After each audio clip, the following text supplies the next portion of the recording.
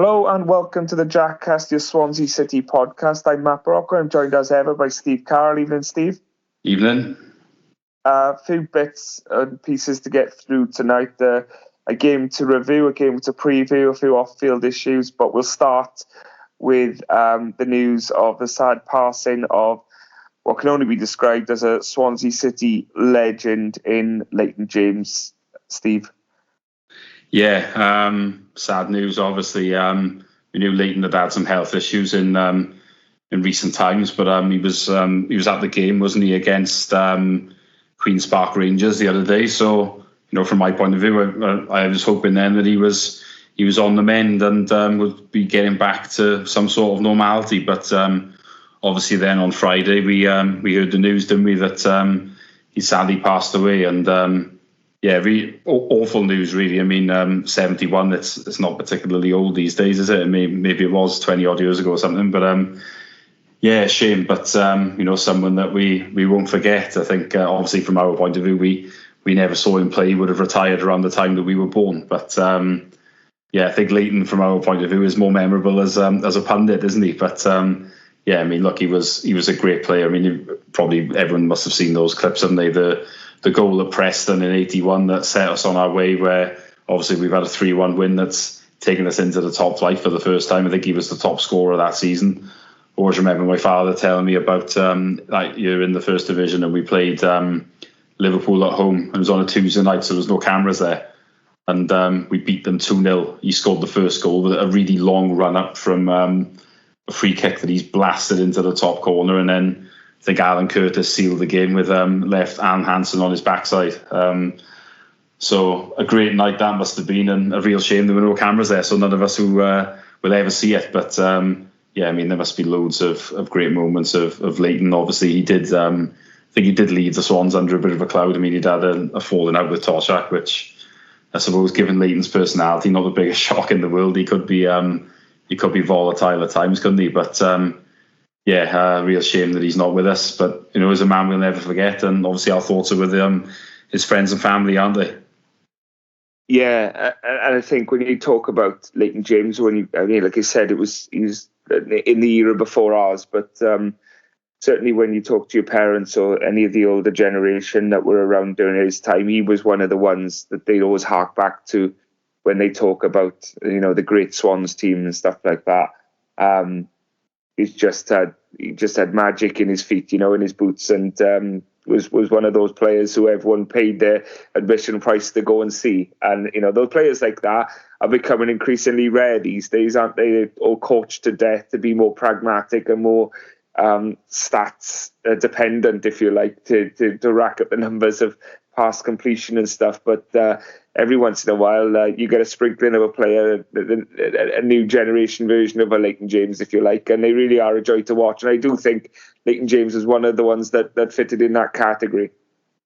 Yeah, absolutely. I mean, like I said, the goal at Preston stands out, really. I mean, the close control, he beats the man with ease. It just looked like it came quite naturally to him, really. And yeah, a player that would get you off your seat, really. I mean, it's not just at the Swans, obviously, where he started. He did, he was very well for Wales, over 50 caps. I mean, he's a legend at Burnley. He had 3 different spells there. I mean, I think Derby County bought him when they were the league champions. So, I mean, that sort of tells you the levels that he was at, really. So, and like I say, in today's game, it's what he would have had to have adapted as a lot of players from that era would have. But yeah, look, Leighton was an exciting player, and I think what shone through as well was you could particularly see he absolutely loved football. I mean, when he would score the goals for the Swans, like he did on all the clips, you could see he's genuinely over the moon. And through his punditry work as well, his love for the Swans shone through, didn't it? And his dislike of another club, which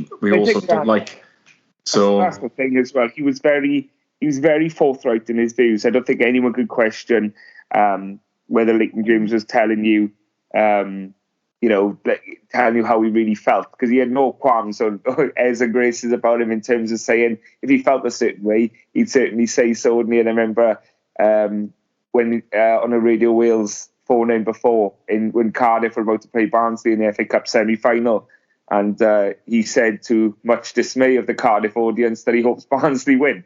And I think in that regard, that was Leighton James, wasn't it? He wasn't afraid to upset people if it's what he felt, and he was very much Swansea City through and through, and had a very big love of Burnley as well. Obviously, as you said, spent a lot part of his career there. But he was he's a player that bore his heart and on his sleeve, obviously as a player, as you mentioned earlier, but also in his post-football work as a pundit, and he always kind of, what he said, you knew what he meant, didn't you? Well, I'd say he's a little bit like Roy Keane, isn't he? If you know what I mean. He wasn't afraid to upset people. And well, like I interviewed him in the fanzine about 10 years ago, and I was thinking, well, I don't know what I'm going to get here, because Leighton, obviously, I think if you upset him, then you could end up in an argument. But got to say, he was absolutely brilliant with me. He was, and great conversation, everything. I mean, he gave some really good answers. But I also remember him saying to him about the Real Radio Sports phone in, and because he was on there, wasn't he, most weeks? And I said around this time they'd stopped it. And I think they'd had a buyout and they discontinued it. And I think he said to me that he was missing his weekly chats with Cardiff fans, and you could sort of tell he was saying it with like a glint in the eye, if that makes sense. So, I think he used to enjoy a bit of an argument, and putting them in their place, I suppose, would be the Leighton James way, wouldn't it? But look, he wasn't shy of an opinion. You wouldn't always maybe agree with him, but you always respected him. I mean, I bet I remember always at the time listening to the argument he had with Robbie Savage. I was listening live, and it's probably the best radio thing I've ever heard. It was just absolutely brilliant. No one was giving an inch, and I think Leighton came out on top in the end, from my point of view anyway. But that was it, because you had two men there then that weren't, I mean, it was great for the audience, wasn't it? So, look, no one will forget Leighton James. He's a bit of a one-off, wasn't he? Yeah. Like I say, he harks from a bygone era where you would have more characters and people would have personalities. And, when you talk about players coming through, academies from the age of 7 and 8 now, and they get it coached out to them so young. They've got to be PR machines. They can't have these abrasive edges, and you don't see characters like that in football as much anymore, unfortunately. But as you say, our thoughts are with his family at this sad time, and I'm sure all of Swansea City feel the same way about the sad passing of Leighton James on Friday, just gone.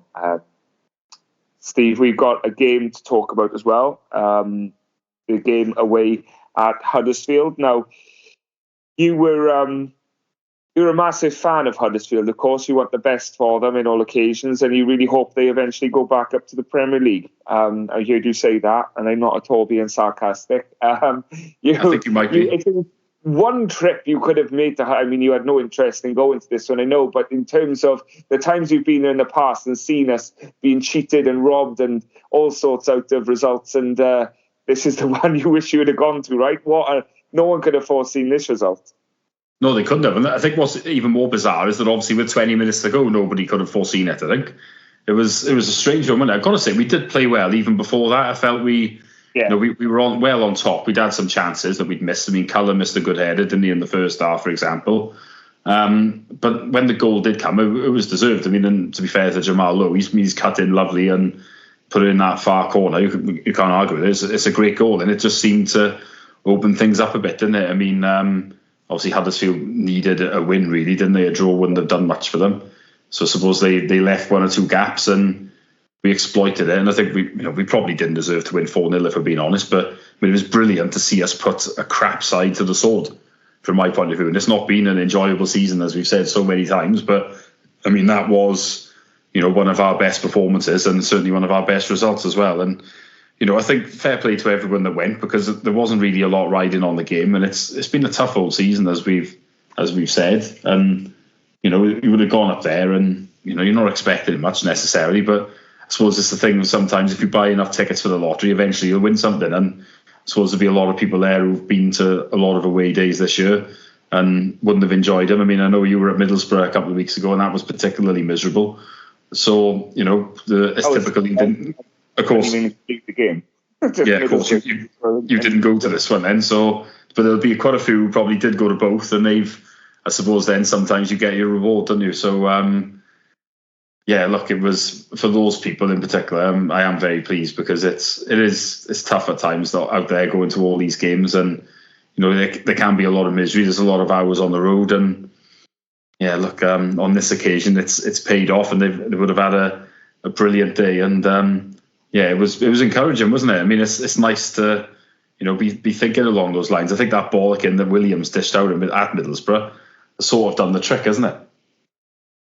Yeah, I mean, look, the Rotherham game didn't excite by any stretch of the imagination, but ultimately it is 3 wins on the bounce. It is 3 clean sheets on the bounce, and that's huge for a team that have been porous, particularly at defending set pieces. So it's a massive step up, especially when you talk about dangers we spoke about 6 or 7 weeks ago, Steve, about coming into this and looking at the end of the season saying, well, the fixtures do get easier. We're playing teams in 17th place, 20th place and stuff like that. And of course, the issue comes when those teams are fighting for their lives. And yeah, it worked in our favour on Saturday because Huddersfield desperately needed a win and they were given the gaps. But we have had difficult times when we talk about Sheffield Wednesday away and stuff where they were just happy to sit back. QPR at home, happy to sit back and allow us the ball and know that they can hurt us on the break. Now, once Lowe does what he does, which is almost a bit like you should know he's going to do it now. He's going to cut in, and if he can on that,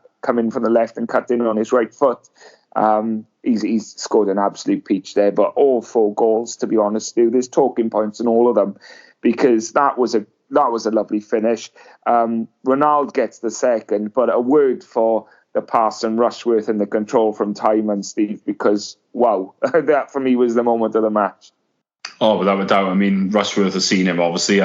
Quite amazing how our left back is all that way up and untracked, isn't it? I mean, that probably says a lot about Huddersfield, I would say, in terms of the lead position that they're in. But I mean, that touch could not have been any better, can it? It was just superb, and that's allowed him to run through. But I mean, at this point, when you see it, you don't really know what Tymon's going to do, and you can't really see any other players come in. So I was thinking, is he going to have a shot here or something? But Ronaldo's run up, and I think Tymon still could really have had a shot, but he did pick the right option, and he put it perfectly on a plate for Ronaldo. I mean, Tymon literally across the whole thing could not have done anything any better there. It was that good, wasn't it? It was just superb, and like I say, that has to be the moment of the match, and that essentially that did seal it then, didn't it? But I mean, it does to show you when you're playing as a team and people make the correct decisions, that this is how successful you can be, really. So it was a great example to anybody. He could have been highly selfish in that position and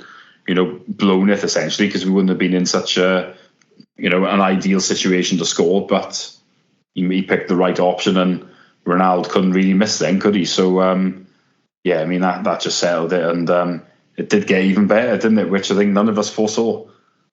Well, you say none of us foresaw it. No one ever foresees a Jerry Yates goal these days. When you're having a good day, when he pops up on the score sheet, nipping in on the back post, Steve, and he's taken a lot of flack off.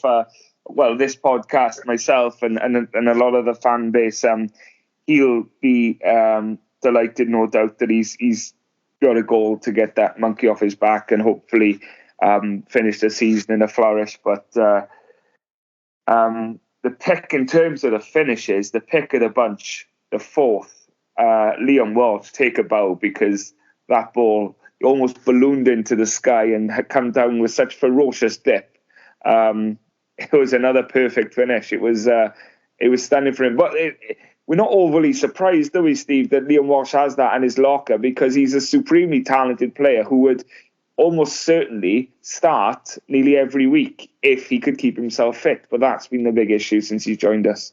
Yeah, it has. I mean, I sympathise with him, because it's horrible if you're injured all the time, and realistically, what can you do about it? He's just, whatever he does, he seems to carry and pick up knocks, doesn't he? But yeah, look, that was a really good finish, and it just summed it off nicely, really, didn't it? So yeah, brilliant. And it did just feel at that point, every time we went forward, we were going to score, didn't it? So I guess we didn't really want the game to end. We could have maybe had another couple if there was another 5 or 10 minutes, but look, just brilliant, really. And we were just playing with confidence at this point, and when you're playing with confidence, you you're just a different side, aren't you? So a brilliant goal from him there, and it just rounded it off superbly. Yeah, a notable mention as well to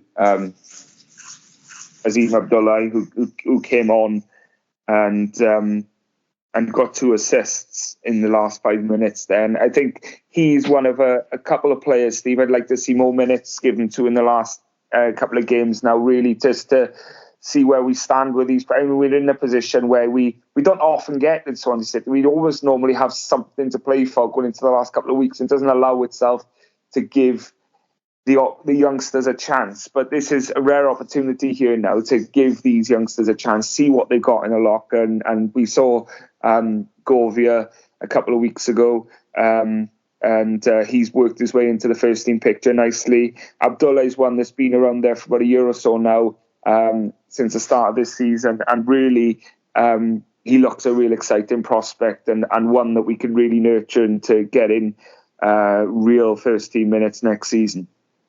Yeah, I think I'd certainly like to see them in the final game of the season, with us being at home, a couple of them getting a start, because, I mean, why not? I mean, nearly every other player we've got, I mean, we know a lot about them, so you're not really going to learn a lot, and there's going to be nothing at all really riding on that game. So I think giving a couple of them a start would be, like Govia and Abdullah, I think would make sense, really. Give them an opportunity to play in front of a crowd where, the pressure's not going to be as intense as it would be, at the start of next season. So, I'm all for it. I mean, we should be trying to bring as many youngsters through as possible if we think they're good enough. But obviously, you've got to give people an opportunity, haven't you? I mean, Sam Parker had one earlier in the season. I mean, a real shame that he got injured, because there was promise there. Now, I'm not saying that there might not have been a dip if he'd stayed fit, the rest of the season and stuff like that. But there were encouraging signs, and I'm looking forward to seeing more from him for next season, for example. So, yeah, I definitely think we should be giving, a couple of youngsters an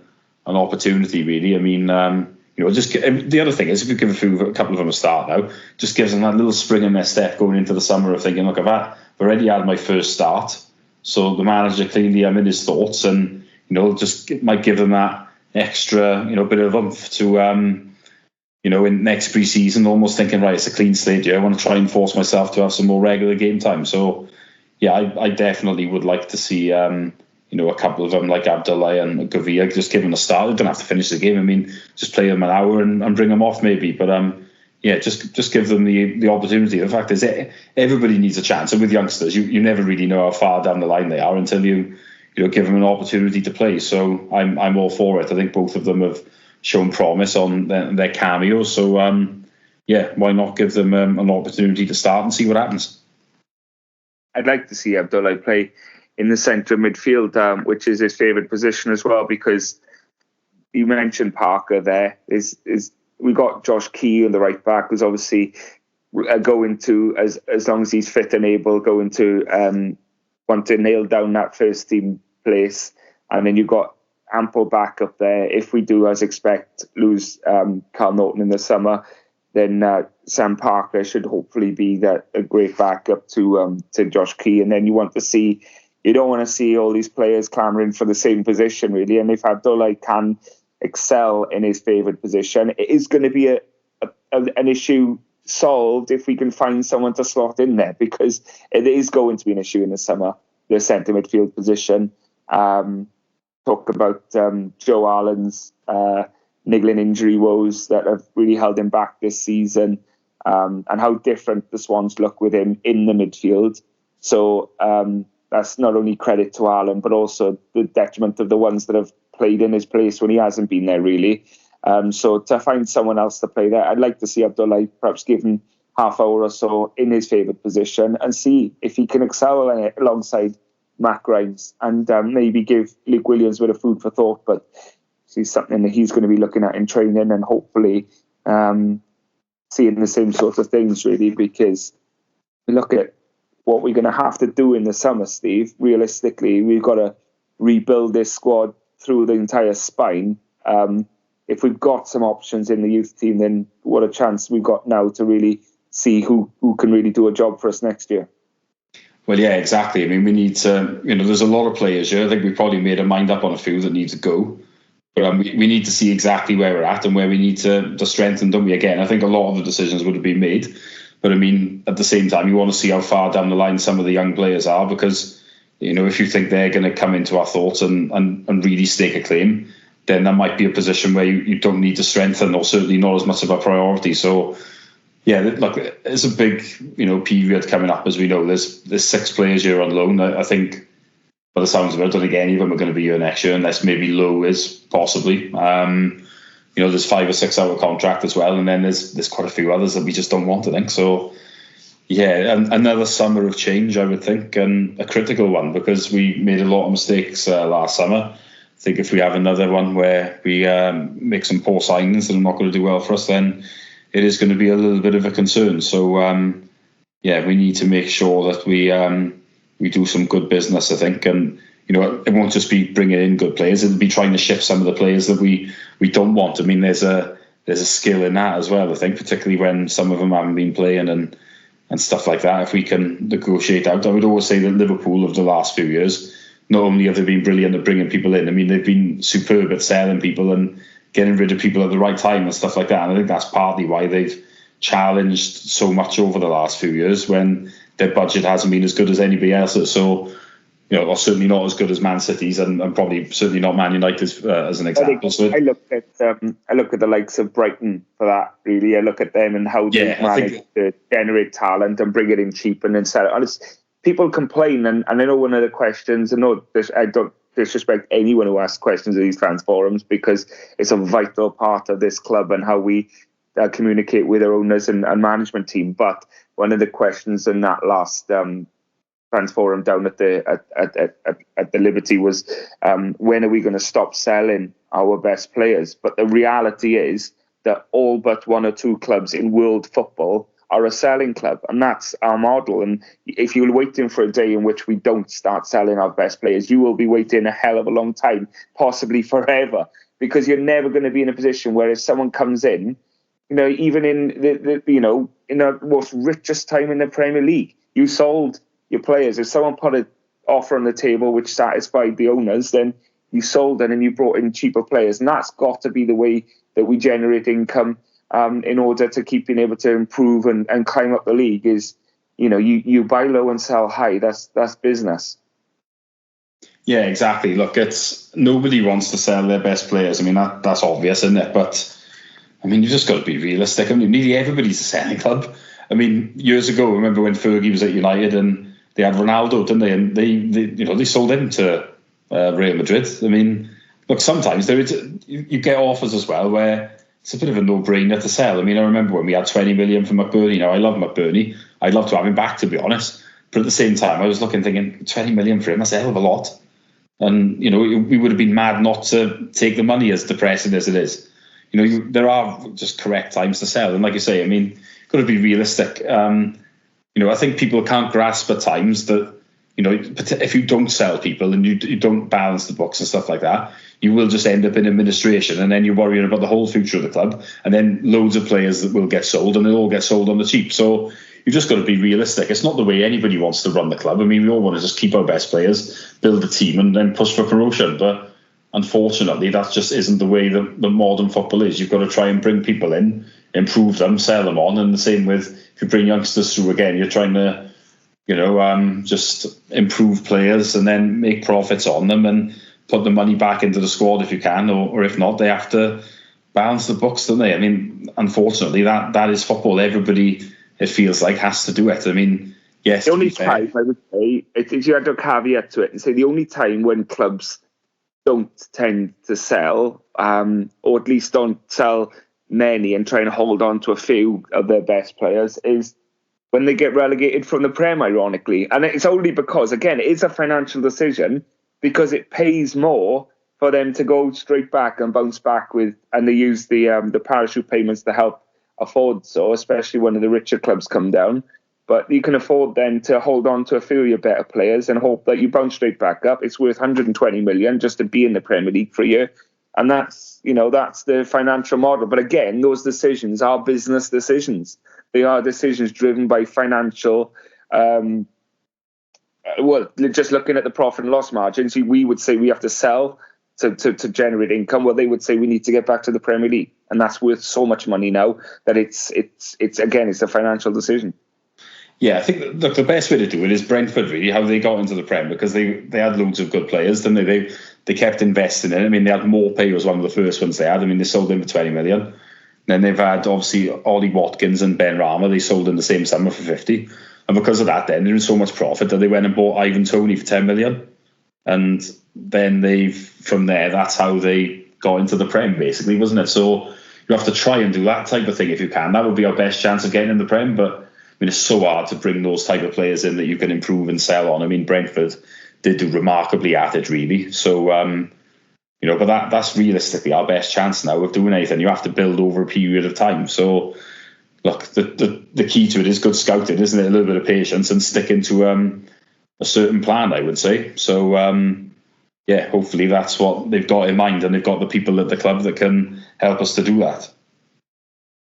Yeah, absolutely. And so we're utilising this wild card rule when it comes to players not based in this country in order to see if we can do that. We have already done it with a couple of players, as we know, and if they can unearth some gems across the channel and hopefully do something there, then I'm sure there'll be some strange names being rocking up at the Liberty in ready for August if we can do it and get something done. But there's plenty of work to be done in the summer, Steve. I did mention in that about the fans forum question when it was at Landor, but there was another one that you attended last night as well. We're recording this on Wednesday, so you went along and you said perhaps a little bit less spiky, but give a lowdown to those of us who weren't there of what was discussed and how the evening went.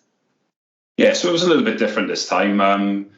Luke Williams gave a little presentation. I was at the back of the room, so I couldn't see a lot of it very well, if I'm honest, but went through loads of stats and explained over the last 10 games we're in the top 4 sides in the division, so we've clearly improved a lot. After that, then the academy director spoke and he gave a good speech, and then the floor was open to questions, really. So it's mainly on the football side. I've got to say the answers were quite decent. As they ever look, the proof's in the pudding, though, isn't it, as we know. So, look, we'll see. I mean, I think it's good that the club are going out in the community. Going to Bridgend is good, I think, as well. Halfway between us and Cardiff, giving them a chance. So, I think it was an encouraging night, really. Yeah, well, that's good. And of course, these things are always a little less spiky, a little less barbed when you've just won through on a spin. So I'm sure the questions were a little less intense than they were last time out. But these things, as you say, are so important, and keeping them going and stuff. Whether I think Kev John summed it up brilliantly after a few of the less polite questions or statements made in the last fans forum, where he said, this isn't this is a great thing. These fans really care about the club, and that's why they are like they are, and that's why they're being like this in a sense. So they want nothing more than the success of the club, and it's important that we keep that symbiotic relationship. There's been so much given up by this football club over the past 10 years or so, Steve, in terms of their relationship with the fan. It's so important to us that we keep this and keep the channels open between the club and the fan base. Otherwise, you lose it, don't you? You lose everything, and you just become that that business shell that churns out it churns out results, and you just become completely detached from it. But we do have something there that we need to keep hold of. Yeah, I think, to be fair, I can see with fan engagement and stuff, the club are trying to improve it, which is good, because I think there has been, a disconnect, isn't there, over the last period. But, look, to be fair to Andy Coleman, he is fronting up. I'll give him his due on that, and he is meeting with fans one-on-one. So, look, I think there's definite steps that are being taken to better the situation. I think it's, having him over here is got to be a good thing. I mean, to be fair to the likes of Trevor Birch and Julia Winter, they would front up as well. But I think the frustration things would come where I think a forum for Bridgend was penciled in last, after January of last year, and then it was cancelled because of what had happened. And you just think you can't shy away when things are not going so well, like on or off the pitch or anything. And it felt as if that has happened, but I think this time there has been a little bit of an improvement. I mean, you could argue that there was a fans forum, obviously in October after we'd had the 4 wins. And I mean, they weren't going to have one in September when we were on bad form under Duff, I suppose. But look, I think there are improvements, and I think taking them out into the community is a good thing as well, into different areas. So I can see signs of improvement. I mean, Rome wasn't built in a day, was it? But I think, you know, they are putting things in place to improve it. Whether it works or not, I don't know. But you know, there's clearly some issues here. I mean, stuff like season tickets got mentioned, and now basically Cardiff now have got cheaper ones for kids than what we have, and how you could lose the floating fan in between and somewhere like Bridgend up there, and then you've lost them forever then, haven't you? So I think there certainly are issues regarding those type of things where we probably need to try and do a little bit better. We know crowds are falling, and you know, the Stoke game in particular, there weren't a huge amount of people there, so it is a little bit of a concern, I would say, and some work needs to be done there. I mean, it is more challenging than ever. I spoke to Ken Goode, the chief of staff, afterwards, and I was explaining to him, look, I said, you're in a tricky position here because, you know, from next season, every Tuesday night game can be watched live on Sky, for example. And I know you can watch it on the red button now, but it's going to be far more accessible. I mean, pubs will be able to show it, for example. And I mean, are you going to go down the pub and have 3 or 4 pints, or are you going to pay 30 quid to go in? And I mean, you've got to be realistic about this. A lot of people are going to go to the pub instead. So, you know, there are challenges coming up for a lot of football clubs. I think the clubs that are at the top of the pyramid, where basically if you don't renew, someone will come and take a seat, they're never going to have a problem, will they?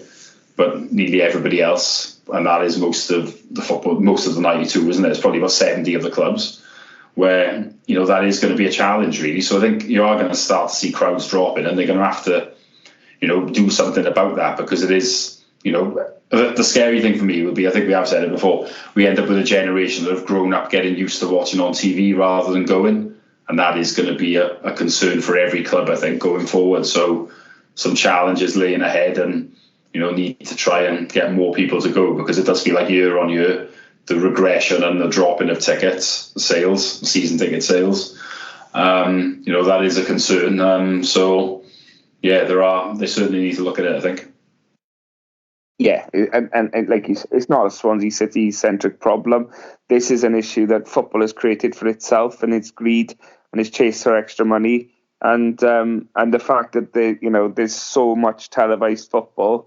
I sound like someone who doesn't like watching football here, but you get some days where you can watch like 4 matches back to back and stuff, and I just think that's bonkers, and it's on every day. And whilst you're a neutral supporter in some of the games and stuff like that, and it's great to be able to just of an evening watch the football, whatever, when you consider the impact that has on the casual fan or even the dedicated fan to say, right, okay, well, I've got to travel an hour or whatever to go to the game, or, you know, I could watch it in a local pub in the home, whatever, and it's a constant battle. It's not a Swansea issue; it's an issue that's all football league clubs, and very much, you know, even some of the clubs, perhaps in the lower echelons of the Premier League as well, would have to face similar sorts of issues.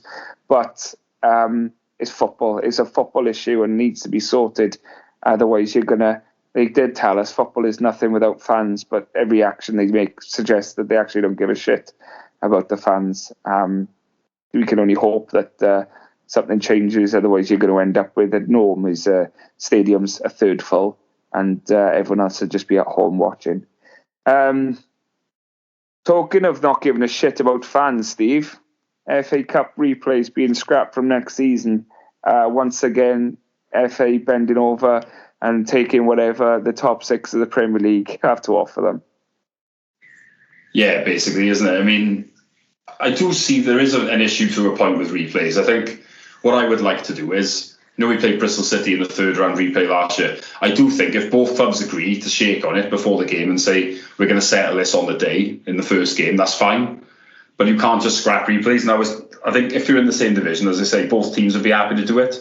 But I mean, if Liverpool played Shrewsbury a couple of years ago, for example, didn't they? I mean, they shouldn't be denied the chance of a replay, because you might have a better chance of winning it if it's at home, but also if it's away, it's a big payday, and you get to go to Anfield. So, You shouldn't be taking that away from teams. And again, it's all about the big teams. And then Pep was moaning Saturday about the schedule and thinking to myself, you've got far more money than the rest of us. You're already ruining the game and you're still moaning. It's just like, I'm fed up with these teams dictating to the rest of us now. They keep getting away with it. It's not fair on the smaller ones, and they need the money far more than anything. And, there's a romance about it. We were in the lower divisions once.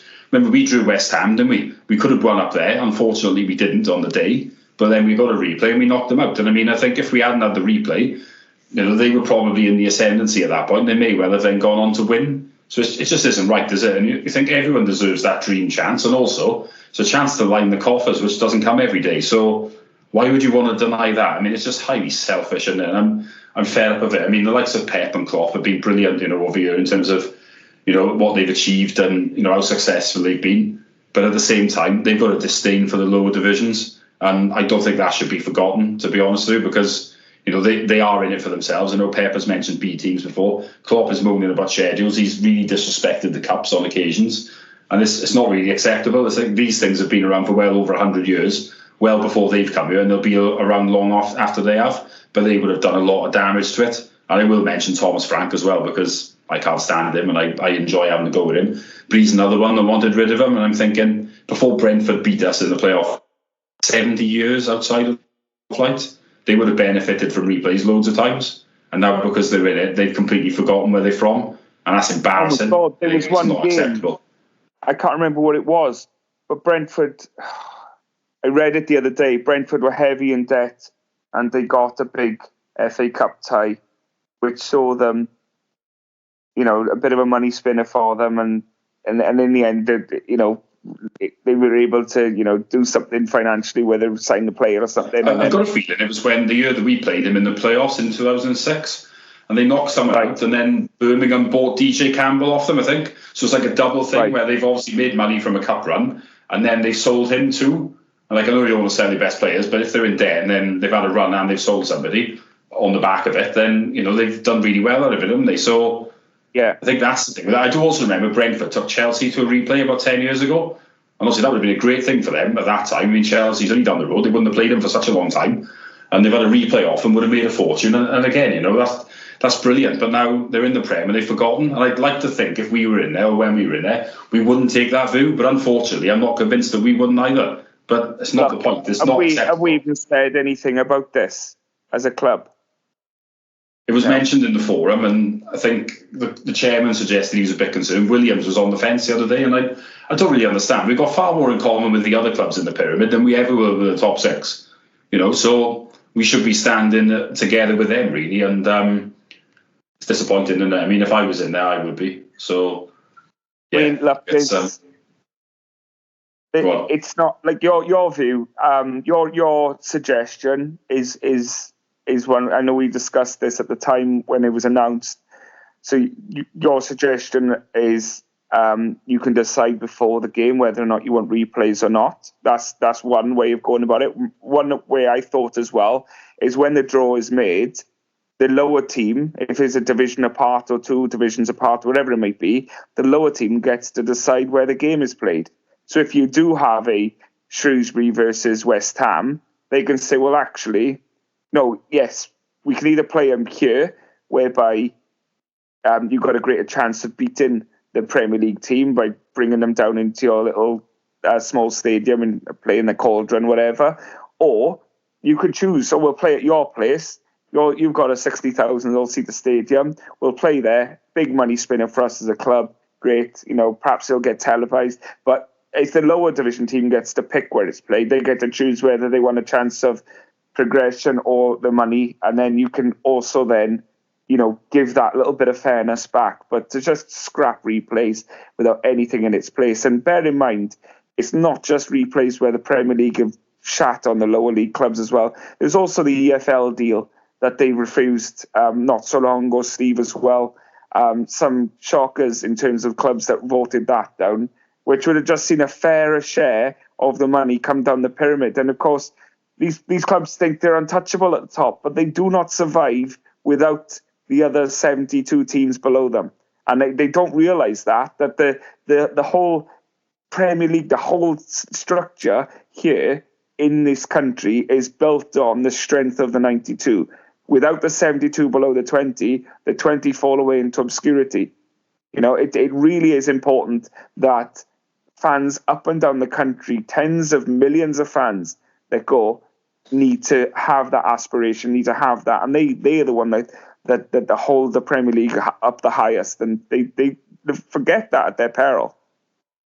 Yeah, absolutely. I mean, like you said, I think the great thing about this country is the strength that goes all the way down. I mean, I think in other countries it's not really like that. I mean, the one below the top flight might be decent, but I mean, we've got 4 good divisions, and if we're going to be honest about it, you could argue the conference is more or less a 5th division now, because there's not many teams in there that are part-time. And you look at and most of the teams that are in there do seem to have, or certainly half of them have got experience of being in the Football League, many of them for a long period of time as well. So, it is very unique in that sense, and we shouldn't be taking people's dreams away just because teams in the top 6 are like, oh, we don't want that anymore. I mean, I think Charlton this year had to go to a replay with some lower league team, and I mean, for them that would have been amazing, wouldn't it? You got to play at the Valley, and it gives you that chance, and there'd be a few quid for that. It's just wrong, isn't it? It's just the usual. I honestly get the feeling that the top 6, they're not going to be happy until they've ensured that nobody else can ever challenge them in any sort of game. And I mean, it always makes me laugh. But if a referee decision goes against them, you would swear that the world has ended. I know Forest have taken some stick this week, and I think rightly so, to be honest with you. But I mean, Liverpool moaned like hell over an offside with Spurs, didn't they? I mean, that was earlier in the season. Arsenal with a thing with Newcastle. It's like they literally cannot take it when things go against them, but it's probably because they've manipulated everything so much that it very rarely does. But it's just people are sick of it. I mean, I genuinely wouldn't be bothered if they went off into the Super League, because I just think they won't be happy until they've spoiled it anyway. And they think everyone almost like begs them and goes, oh no, please don't go, and we'll give you this instead if you don't go. And it's like they always get their way. Just tell them to go next time they threaten. It's like, yeah, off you go, see what happens. Because then the thing is, the Super League will just eat itself anyway, because when Barca and Real realise that they're more valuable than someone like Tottenham, would be like, well, we should have more money than you. And then Spurs will probably want to come back because they realise that they're being shafted, and you only ever accept them back if, under certain terms, then, don't you? You've got them forever where they can't play God with you. So, I think it will get to that point in the end. And I mean, they're just intent on spoiling it. I mean, when Leicester won the league, they must have been everybody's worst nightmare, but everybody else loved it, didn't they? So, it's just, everyone should have dreams in football, yet they're just intent on ruining everybody else's. Yeah, and I think when you talk about the big teams kicking off, about results going against them or decisions going against them, it is a big cycle, because you get the column inches in the media. The media will talk about it for 4 or 5 days afterwards, or longer, if Liverpool have a decision go against them. But if Wolves have had countless terrible decisions go against them, and terrible VAR decisions as well this season, and they'll get mentioned on the day and forgotten about until next time. And I think for someone like Gary O'Neill and stuff, had to face dealing with that and just shrug his shoulders, whereas Klopp is able to scream and rant at referees and scream in the face of fourth officials and stuff like that, and at the end of the game go up to the faces of the officials. But again, it's all part of the drama and the theatre, and because it gets so much press and so much media, it buys into the product. And as a result, then when it comes round to the next contentious decision, subconsciously, whether you want to believe it or not, in the back of the head of a referee is going to be thinking, if I'm not sure on this, I better not go against the big club, because I won't hear the end of it. And this is where you kind of talk about that fairness and stuff like that in the game, because you have to be thinking how much of the nonsense that gets spewed out by the media every time a contentious decision goes against one of the big teams. And it just becomes an absolute tirade of abuse for social media users and stuff like that. And of course, you just get story after story after story for a week following it. That sometimes it's easier just to give the decision in favour of the big team, isn't it? And that's an awful thing to say about the integrity of the game, but you look over it historically down the years, and you can't say when you're a Swans fan watching these games that we haven't been looked at sometimes and thinking, fucking hell, the big teams get all the decisions. And when we were in the Premier League, I certainly felt that way more often than not. Yeah, it does feel like that, doesn't it, on occasions? I mean, I think the standards have really dropped as well this year, I think, haven't they? I mean, it does feel like there's been a lot of mistakes, and obviously VAR is takes too long, and then they don't always get it right either, and it's just farcical, really. And I think if I'm honest, I'm not particularly desperate to go back up, because I think we'd get murdered because of the way that things are now. It's very difficult to compete, and VAR, the amount of games that get moved to stupid kick-off times, it really isn't as appealing as what people think it is the truth. It's one of those ones, I think, you go up, take the cash and come back down and accept that that's where you're going to play it, because it would sort the club out for a generation. But of course, you can't wish a year away of your life just to turn up at the Premier League and not really compete. When you go up, you got to be tempted to try and stay up, and that means you start chasing a dream, spending big money and trying to buy players in for 20 million and so, and then all of a sudden you've eaten up your Premier League money, so you better make sure you stay up there. It becomes one of the vicious cycle then, doesn't it? You get that league chews you up and spits you out, doesn't it? But well, I'm going off on a tangent, as I normally do anyway. But as Swans, going back to the Swans, Steve, we do have a game coming up on the weekend. It's Norwich away, and it's one of those ones that for us, again, I was surprised so much at Huddersfield, because I thought we'd have an end of on the beach feel about it. But as you said at the time, it didn't have that feel. And it felt like we were competing, and it was a good game to watch, even before the 4 goals.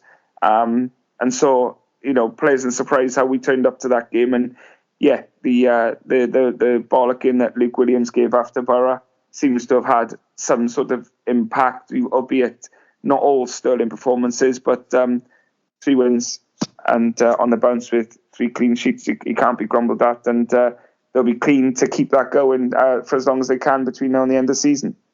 Yeah, I think obviously Norwich have still got something to play for. They still need a win, really, I think, to guarantee a playoff place. I mean, they'll probably finish in there, won't they? But it's just the good thing is, after what happened Saturday, it just gives you a bit of encouragement that regardless of if we get a result or not, we're going to see a decent performance, and hopefully that might lead to a result then. So I think that's the main thing, because we weren't especially confident going to Huddersfield, were we? So we were pleasantly surprised by how it played out, and it just gives us that little bit of hope now for the weekend, which is good. I mean, it's bound to be a more challenging game, I would have thought, and it's probably our toughest opponent for a while, isn't it? Given you look at the way the fixtures have panned out, where we faced nearly everybody at the top, and we by about mid-February, and this is the best team we've played probably since Ipswich visited us. And that was the 19th of February, I think, something like that, off the top of my head. So yeah, it's been different since then, and yeah, I suppose it would be an interesting test of where we're really at, wouldn't it? So that's a good thing. And yeah, let's hope we see some more positive signs. Yeah, and like we said earlier on the podcast, so Steve, it'd be nice to see us in a position where we could make 2 or 3 changes to the team. Unless contractually we financially lose out by not playing them, I don't see the point in featuring any of the loan players. You say that, but surely you do see the point in Rushworth playing. Okay, yeah. Otherwise, it's not really a football match you're going to go and watch. But Rushworth, obviously.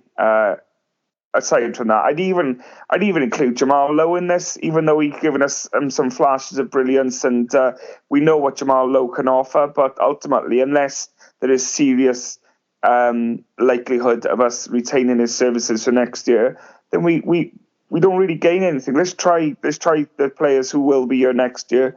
Let's give them the opportunity to show what they can do and put themselves in the manager's mind. And I'd like to see us make those sorts of changes without any disrespect to the way the league is. We've got to look after ourselves and make sure that we are in the best place possible for next year. And if that means blooding a few youngsters, because we've done the work we needed to do to get over the line and make sure we'll be in this division next year, then so be it, and give them the opportunity to play. I think the fans want that as well, by and large. Yes, they want to see us win every game, as all fans do, but also if you get a rare opportunity to see the season out with the whimper and get a chance then to blood fresh players and stuff like that, then do it. And I do think the fan base are behind that sort of that thought process. Well, yeah, I think so as well. I mean, you look at the team that started the other day. I think Rushworth was the only lone player that did play. I mean, the likes of Humphreys has he had a minute in the last few months? I don't think he has he? Patino only ever comes off the bench. I mean, Lowe seems to be similar, really. Sago doesn't play at all.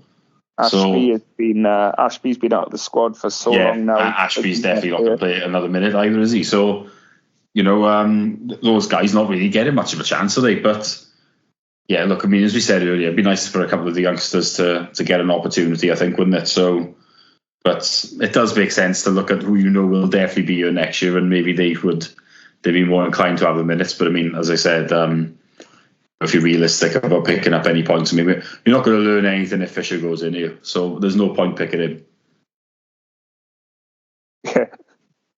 Yeah, that's the only one, really, isn't it? That's the one you want to just make sure you got an opportunity for the players to actually play in a football match. But we almost went to podcast without mentioning Andy Fisher. The bloke has played one game for us all season, and we've still mentioned him in every podcast, Steve. It's becoming an issue. But it's something that is going to have to be addressed by the club in the summer. But listen, we finish every pod with a bit of Steve's positivity. So let us know what this week's got in store for us. Well, obviously we were no one really expected what happened Saturday. So, after about a week or so on the beach after we beat Cardiff, we seem to be off it now and playing better, offering some encouragement for the future. And so there has to be a possibility that we could see something positive on Saturday. So that's how we have to approach it. So fair play to everybody going. It is the longest one of the season. So let's just hope for, regardless of if it's a performance or a result, or hopefully both, because obviously we're very greedy, but we can see more positive signs that we're building for next season, really. So that's my mentality with it. Yeah. Let's hope that we can carry on that little bit of a feel-good factor after what has been such a miserable season as a Swans fan, and carry on the form, because at the moment, with the potential to finish the season with 5 wins and a bounce, and Norwich is not going to be an easy game by any stretch. But, we'll see what we can do, and hopefully from there we can take some momentum into next season and some belief there could be a better season, hopefully. But thanks for listening, and we will be back next year. We will be back next year. We'll also be back next week and to talk about the Norwich game and look ahead to the final game of the season, which is Millwall home, of course. But for myself and Steve, have a good evening. Bye-bye.